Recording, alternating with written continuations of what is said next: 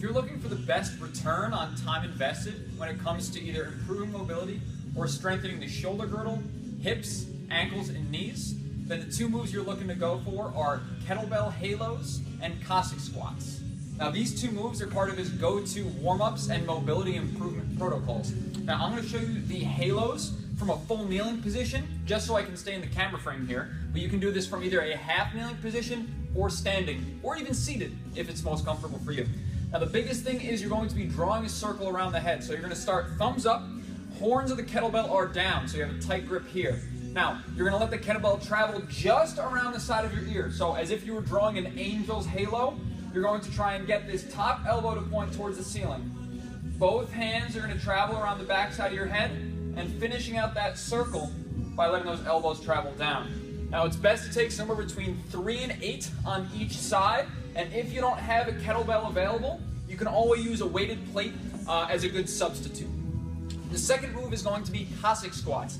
Now this is essentially a lateral lunge, but rather than stepping from side to side, you're going to keep your feet planted and let your weight shift from one hip into the other. This is a great way to improve ankle mobility, and it also can be done without weights as a way to help be a mobility move or a warm-up piece. Now, the biggest thing is going to be taking a width of stance that's comfortable. A stance too narrow, and you won't be able to reach full hip, knee, and ankle flexion. Too wide, and you might be stuck in a split. So it'll take a little bit of just practice to find that sweet spot as far as where it is for you. But as you're sinking to one hip, think someone's karate chopping right in the front side of your hips as you try to send your hips behind your one heel.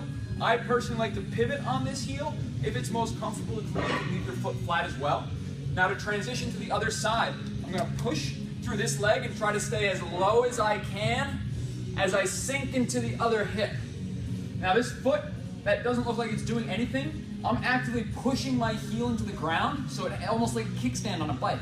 It's helping keep my hips stable as I sink from side to side. Just like the halos, somewhere between 3 and 9 repetitions from each side will be a great protocol. Again, use these if you're looking to improve some mobility, maybe as an active recovery day, or you can even use them as part of your training session. Thank you.